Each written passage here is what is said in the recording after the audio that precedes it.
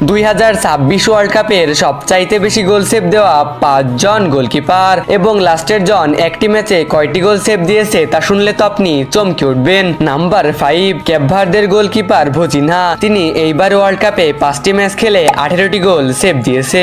Number 4, Diogo Costa. পর্তুগালের এই footballer এইবার ওয়ার্ল্ড কাপে মাত্র 5টি ম্যাচ খেলে 20টি গোল সেভ দিয়েছে।